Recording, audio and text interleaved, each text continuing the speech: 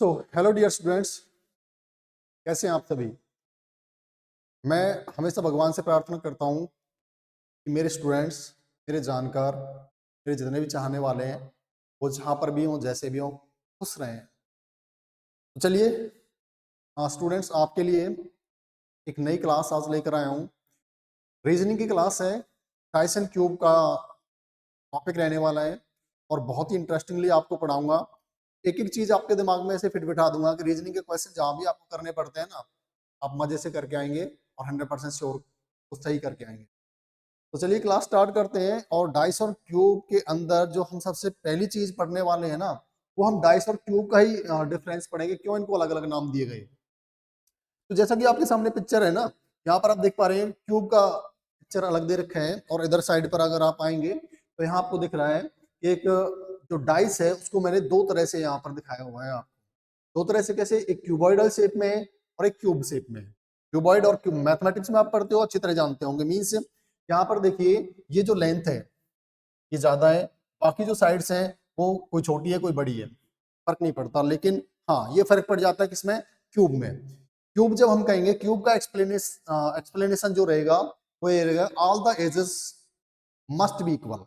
सारे edges equal रहने वाले हैं, this one this one this one, यानी ये 3 डायमेंशनल होता है और तीनों इसकी डायमेंशंस क्या रहेंगी, इक्वल होती हैं इसमें, क्यूब में। But in a dice it is not necessary.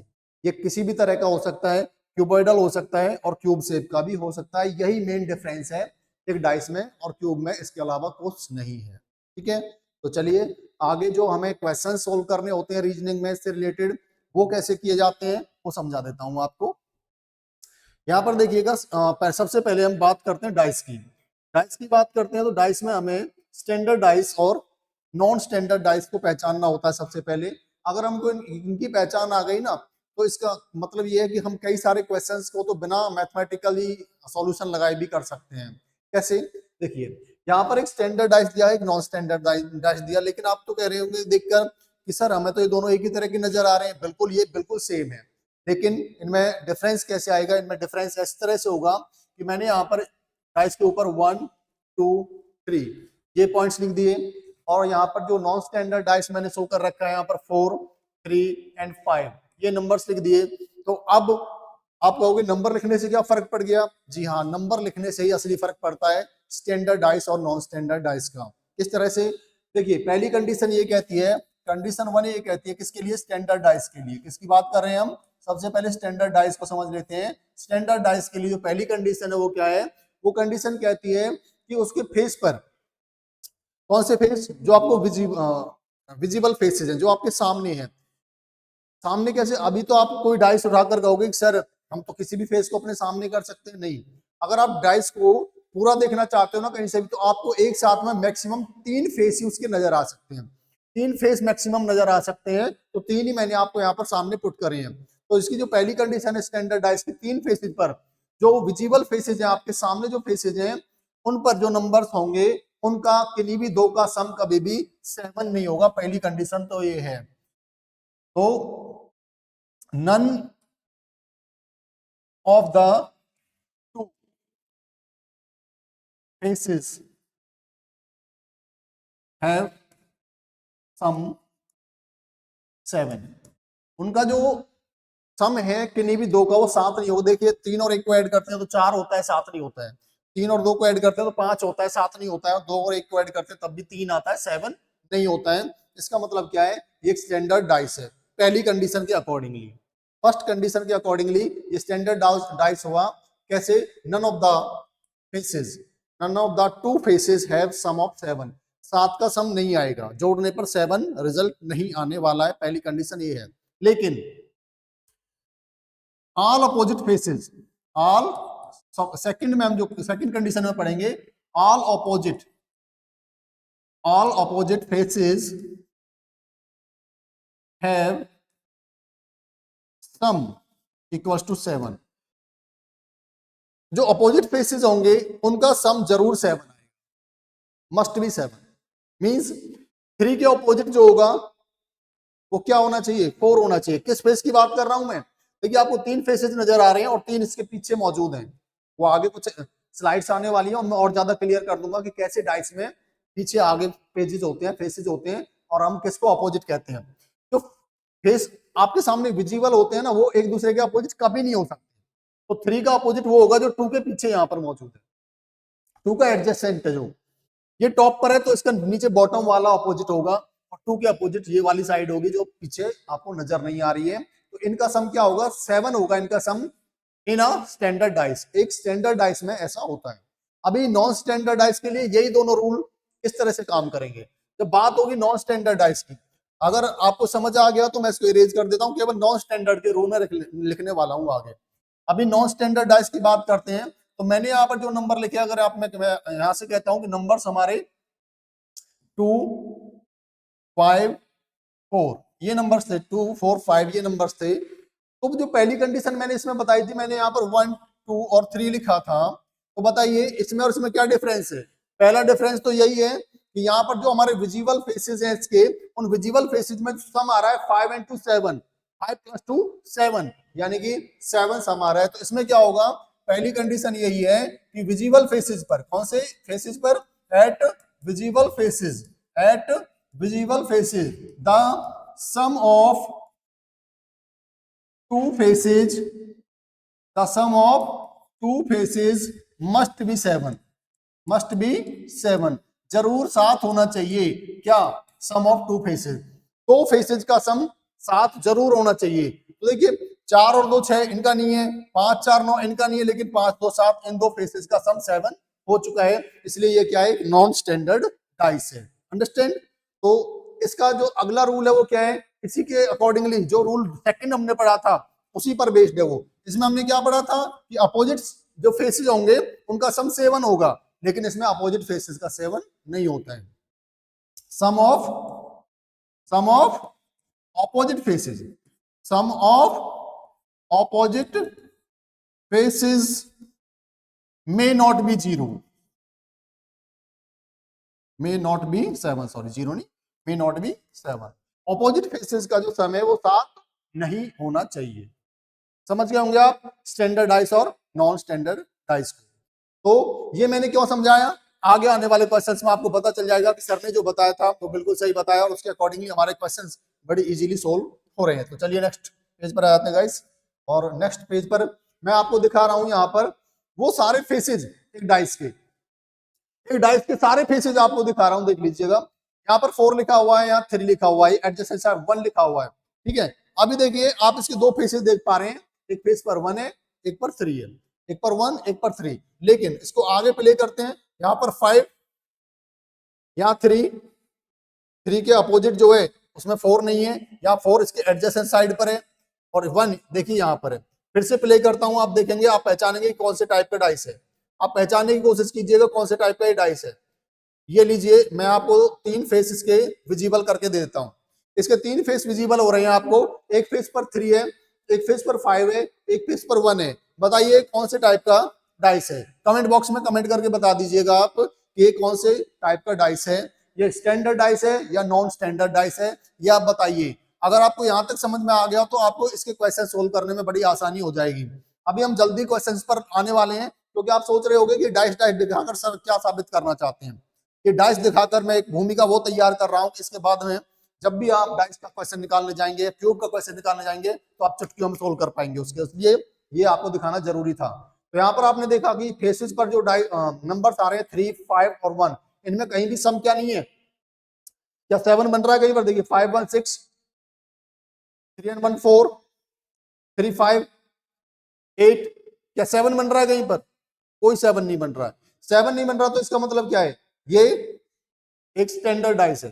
कैसा डाइस है, एक स्टैंडर्ड डाइस है। चलिए नेक्स्ट पेज पर आते हैं और देखते हैं, इसको देखिए जरा, इस पर गौर कीजिएगा। एक जगह मैं इसको जरूर स्टॉप करूंगा, ध्यान दीजिए।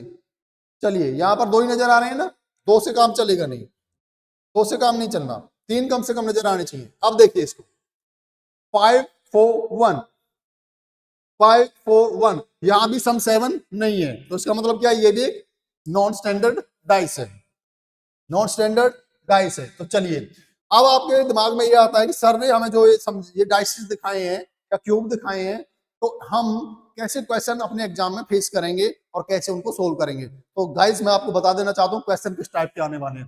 क्वेश्चन होंगे what number is opposite the 3 on a standard dice.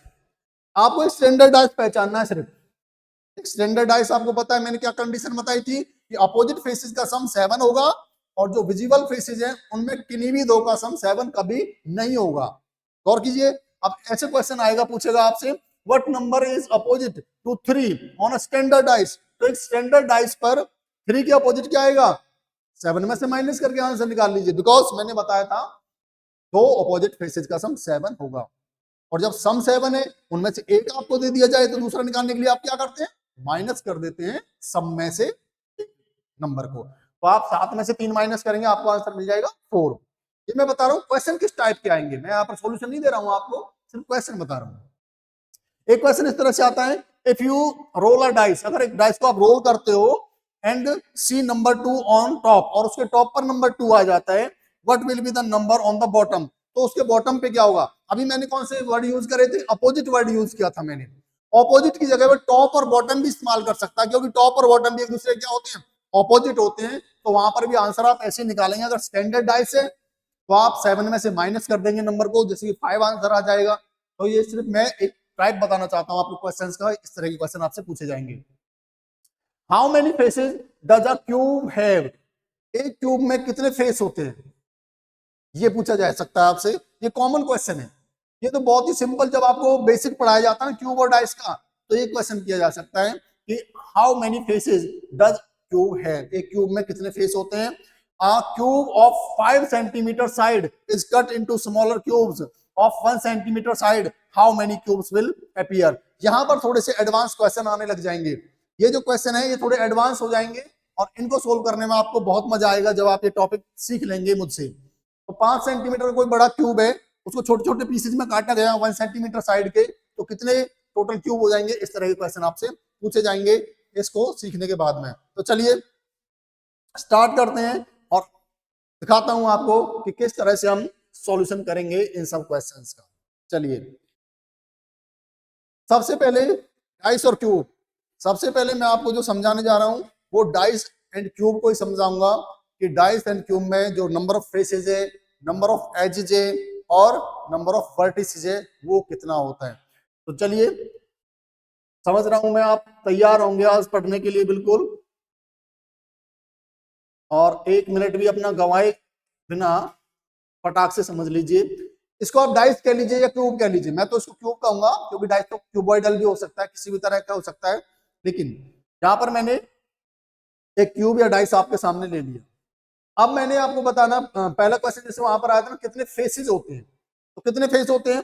पहला क्वेश्चन आ गया आपसे कि एक डाइस में या क्यूब में कितने फेसेज होते हैं। How many faces, how many faces does a cube has, a cube has, एक क्यूब में कितने फेसेस होते हैं, कितने होते हैं काउंट कीजिएगा। फेस कौन सी चीज कहलाती है, ये फेस कहलाती है, ये वाला, ये फेस है इसके, ये फेस है। तो आपके सामने विजिबल 3 है और 3 इनके पीछे हैं, यानी कि 6 फेसेज होते हैं। टोटल कितने होते हैं, 6 फेसेज होते हैं एक डाइस में या क्यूब में। आपके पास माचिस की डिब्बी होगी ना, काउंट करके देख लीजिए। आपके पास कोई ऐसा पैकेट होगा जो चारों तरफ से लगभग लगभग बराबर हो, उसको काउंट करके देखिए, चारों तरफ से आपको 6 फेस उसके ऊपर मिल जाएंगे। ठीक है, कोई छोटी बोतल आती है दवाई की, उसके ऊपर जो पैकेट आता है कागज वाला, उसे देखिए काउंट कीजिए, आपको पता चल जाएगा कि उसमें 6 फेसेस हैं। इसके अलावा इसके बाद बात होती है एजेस की, कितने एज होते हैं। एज क्या होता है, दिस वन इज एज, ये एज है, ये एज है इसमें। दूसरा बना देता हूं आपके सामने, 1 2 3 4 5 6 7 8 9 एजेस हो गई। लेकिन आपको यहां 9 का डबल नहीं करना, इस पर तो हमने 3 का डबल करके 6 निकाल लिए, यहां 9 का डबल नहीं कर सकते क्योंकि यहां पर कुछ कॉमन एजेस भी हैं जो 2 बार काउंट हो जाएंगे अगर आपने ऐसे काउंट किया तो। फिर कैसे पता लगाएंगे हम एजेस का, बहुत ही सिंपल है।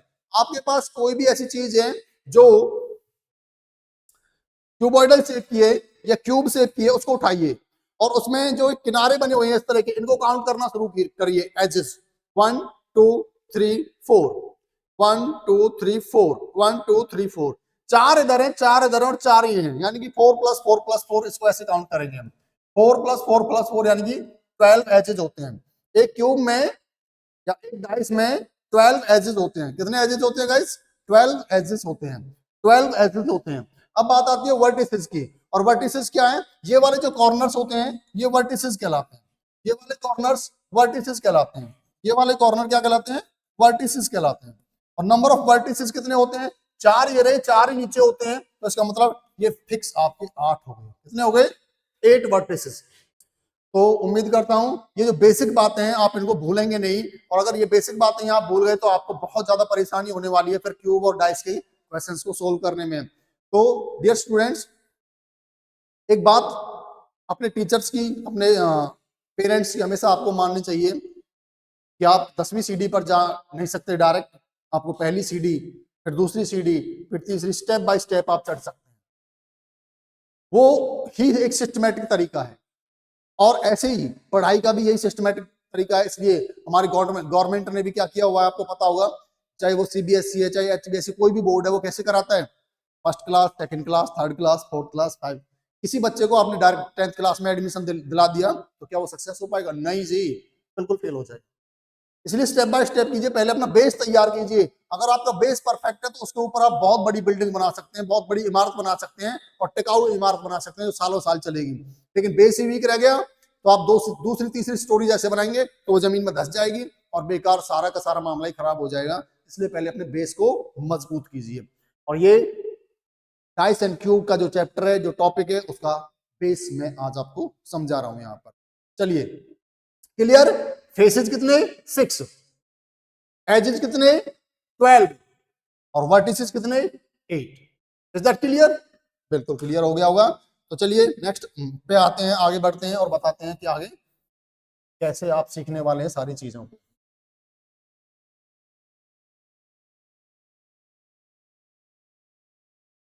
अभी जो क्वेश्चन किया गया था वो अपोजिट साइड का किया गया था। किसका किया गया था? अपोजिट साइड का। तो अपोजिट साइड जब आपको एक किसमें निकालनी होती है? स्टैंडर्डाइज में, तो इजियर मोस्ट क्वेश्चन होता है ऑपोजिट साइड इन स्टैंडर्डाइज। तो अभी क्या पढ़ेंगे हम? Opposite side in a standard dice. Standard dice में, क्यूब में, जब ऑपोजिट साइड पढ़ेंगे तो सिंपल तरीका होता है उसका। जब आपके पास एक डाइस दिया गया है और उसके जो फेसेज पर नंबर दिए गए हैं, आपको पता चल गया कि ये कहीं भी इनका सम 7 नहीं आ रहा है। 4 2 6, 2 1 3, 4 1 5, 7 तो नहीं है। यही स्टैंडर्ड डाइस की पहचान है, ये एक स्टैंडर्ड डाइस है। अब इसके ऑपोजिट फेसेज पर पूछे तो आपको सिंपल ही क्या करना है? Subtract the number from 7। Subtract the number from 7, 7 में से उस नंबर को माइनस कर दिए जो आपको क्वेश्चन में दिया गया है। मान लीजिए आपसे क्या दिया, जो इसके फेस नंबर 1 वाला फेस है उसके अपोजिट कौन सा होगा? नंबर 1 के अपोजिट, नंबर 1 के अपोजिट कौन सा होगा? नंबर 1 के अपोजिट कौन सा होगा? तो आपको क्या करना है? 7 - 1 यानी कि 6 होगा। 4 के अपोजिट क्या होगा? 7 - 4 यानी कि 3 होगा। 2 के अपोजिट क्या होगा? 7 - 2 यानी कि 5 होगा। ये होता है स्टैंडर्ड डाइस में ऑपोजिट फेस निकालने का। ठीक है, ऑपोजिट फेस निकालने का तरीका किसमें? स्टैंडर्ड डाइस में। Is that clear? बहुत इजी कर दिया है मैंने। बच्चों का खेल, चाइल्ड्स प्ले हो गया आपके लिए बिल्कुल। आप चुटकियों में इसको सोल्व कर सकते हैं। चलिए आगे बढ़ते हैं। आप इसका स्क्रीनशॉट भी लेके रख सकते हो फ्यूचर में अपनी मेमोरीज को, अगर आप फोन में ही सेव करना चाहते हो। और अगर आपने नोटबुक ले रखी है तो आप नोटबुक में नोट करते रहिएगा साथ साथ, ताकि आपको आसानी होती रहे जब भी आप रीजनिंग सोल्व करने जा रहे हैं। यहां तक क्लियर? ये स्टैंडर्डाइज था। अभी नॉन स्टैंडर्डाइज पे आते हैं। और नॉन स्टैंडर्डाइज को भी अगर आपको अपोजिट फेस सोल्व करना है तो आप किस तरह से करेंगे वो आइडिया आपको अभी दिखा देता हूं। सो यहां से नंबर हटा देता हूं और opposite side in a non standardize, यहां पर मैं नाम चेंज कर देता हूं इसका, नॉन स्टैंडर्ड डाइस। तो नॉन स्टैंडर्ड डाइस में या फिर नॉन स्टैंडर्ड क्यूब में आप किस तरह से ऑपोजिट साइड फाइंड आउट करेंगे। सबसे पहले पहचान क्या है, आप देखेंगे कि किन्हीं भी दो फेसेस का सम 7 आ रहा होगा, तो 5 2 7 2 1 3 5 1 6, तो एक तो मिल ही गया हमें यहाँ से 5 और 2 7, सम 7 आ रहा है, तो ये क्लियर हो चुका है कि नॉन स्टैंडर्ड डाइस है। अब आपसे कह दिया जाए कि 1 के अपोजिट क्या होगा, 1 के अपोजिट क्या होगा, अपोजिट टू 1, इसके अपोजिट टू 1। देखिए ये क्वेश्चंस हो चुकी हैं, तो मैं इनको हटा देता हूँ यहाँ से, कोई फायदा नहीं है इनको ज्यादा देर यहाँ रखने। हम पढ़ रहे हैं अभी नॉन स्टैंडर्ड डाइस, हम पढ़ रहे हैं अभी non standard dice, non standard non standard dice और क्यूब, कुछ भी कह लीजिए, नॉन स्टैंडर्ड डाइस हम पढ़ रहे हैं। और एक एग्जांपल आपके सामने लिखा हुआ 5 1 2 उसके फेसेस पर नजर आ रहे हैं, जो क्लियर भी कर रहा है क्योंकि सम 7 आ चुका है, तो नॉन स्टैंडर्ड डाइस है, क्लियर हो चुका है। अब क्लियर हो चुका है तो इसको सोल्व करते हैं कि 1 के अपोजिट कौन सा फेस आएगा। तो माय डियर ये डिपेंड करेगा ऑप्शंस पर, किस पर डिपेंड करेगा, ऑप्शंस पर डिपेंड करेगा, बिकॉज यहां पर क्लियरिटी नहीं होती है नॉन स्टैंडर्ड डाइस में। क्लियरिटी कैसे नहीं होती है, चलिए बता देता हूं। 1 के अपोजिट पूछा गया, तो पहली बात तो ये है कि जो फेस पर नजर आ रहे हैं ना, वो कभी एक दूसरे के ऑपोजिट नहीं हो सकते। जो नंबर फेस पर आ रहे हैं, विजिबल हैं, एक दूसरे के एडजेसेंट हैं, वो कभी अपोजिट नहीं हो सकते। तो इसका आंसर 5 और 2 नहीं हो सकता, इसका आंसर 5 नहीं हो सकता, इसका आंसर 2 नहीं हो सकता। मान लीजिए ऑप्शन ए ये दे दिया आपको, ऑप्शन बी ये दे दिया, ऑप्शन सी, ऑप्शन सी में आपको 1 दे दिया, ऑप्शन सी में 1 दे दिया, और ऑप्शन डी में आपको 6 दे दिया, ठीक है। तो क्या ऐसा हो सकता है, नहीं। तो आपको क्या मिलना चाहिए यहां से, आपको नंबर अगर यहां पे मिला 4, और कौन सा नंबर गया है 3, 4 एंड 3। तो मैं बताता हूं यहां से आपको कि ऑप्शन डी में मैंने 1 को भी क्यों काट दिया, ऑप्शन सी का 1 भी नहीं हो सकता आंसर, क्योंकि किसी भी नंबर को रिपीट नहीं किया जाता है, किसी भी डाइस पर, किसी भी क्यूब पर किसी नंबर को रिपीट नहीं किया जा सकता, इसलिए 1 का अपोजिट 1 नहीं हो सकता। 2 और 5 क्यों नहीं हो सकते, क्योंकि ये इसकी एडजेसेंट साइड पर आ चुके हैं, ये सामने ही विजिबल है, और जो सामने विजिबल होते हैं एक दूसरे के अपोजिट, वो कभी नहीं हो सकते। तो फिर कौन अपोजिट होगा, कैसे अपोजिट होगा, नंबर 4 क्या हो सकता है, बिल्कुल हो सकता है नंबर 4, क्योंकि नॉन स्टैंडर्ड डाइस में हमने पढ़ा था कि जो अपोजिट साइड है उनका सम 7 नहीं होता, 7 नहीं होता। तो हमने देखा 4 और 1 5 होता है, 7 नहीं हो रहा है, तो इसका आंसर हो सकता है। लेकिन ये बताइए क्या इसका आंसर 3 नहीं हो सकता, क्या इसका आंसर 3 नहीं हो सकता, 3 भी इसका आंसर हो सकता है। लेकिन जब आपसे ऐसा क्वेश्चन पूछा जाएगा तो ऑप्शन में 4 और 3 में से कोई एक ही दिया जाएगा। अब कहेंगे यार एक नंबर और हो सकता है सर 6, नहीं, 6 इसका आंसर नहीं हो सकता है, 6 भी इसका आंसर नहीं हो सकता है। क्यों, क्योंकि 6 और को हम कह रहे हैं 1 के अपोजिट, और 1 के अपोजिट होता है तो 6 और 1 पर प्लस होकर तो 7 हो गए। और हमने ये पढ़ा था नॉन स्टैंडर्ड डाइस में अपोजिट फेसेस का सम 7 नहीं आ सकता, तो इसका आंसर 6 भी नहीं हो सकता, इसका आंसर 5 भी नहीं हो सकता, 2 भी नहीं हो सकता, 1 भी नहीं हो सकता। तो कौन हो सकते हैं, ओनली 4 और 3 में से हो सकता है। इसलिए ऑप्शन में आपको इन दोनों में से कोई एक ही मिलेगा, इन दोनों में से कोई एक ही मिलेगा। और अगर दोनों मिलते हैं तो आपको मिल जाए option A equal to 4, option B equal 3, option C 1, option D 6। तो आपने देखा 1 और 6 तो हो ही नहीं सकते, क्योंकि ना तो एक नंबर रिपीट हो सकता है और ना 7 आ सकता है इनका सम। तो फिर आप फंस जाएंगे यहाँ पर 4 और 3 में, ऐसा ऑप्शन कभी नहीं आता। तो कैसा आएगा, लास्ट ऑप्शन में क्या लिखा होगा, लास्ट ऑप्शन में ऑप्शन डी में लिखा होगा मे बी ए और बी। तो इसका आंसर आपका ऑप्शन डी हो जाएगा, ए भी हो सकता है और बी भी हो सकता है, यानी 4 भी हो सकता है इसका आंसर और 3 भी हो सकता है। Is that clear. मुझे लगता है कि जो बेसिक चीजें हैं वो आपको इतने परफेक्टली समझ में आ रही हैं कि आप सोचने लग गए अभी से कि सर ये डाइस और क्यूब तो हमारे लिए बड़ा आसान सा चैप्टर होने वाला है, इसको हम चुटकियों में सोल्व करने वाले हैं। तो डियर स्टूडेंट्स, अगर आप आज की क्लास से लेकर, और मैं इनकी 3 क्लास बनाने वाला हूँ, ओनली टोटल 3 क्लासेस, 1 आज हो गई, सेकंड 1 आपको नेक्स्ट डे मिल जाएगी यानी ट्यूसडे को, और थर्ड क्लास आपको उसके अगले दिन मिल जाएगी।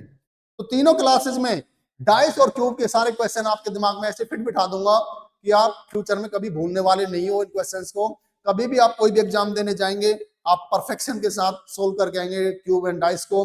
So thank you very much for watching और उम्मीद करता हूं अगली क्लासेस को भी आप मिस नहीं करेंगे। Thank you.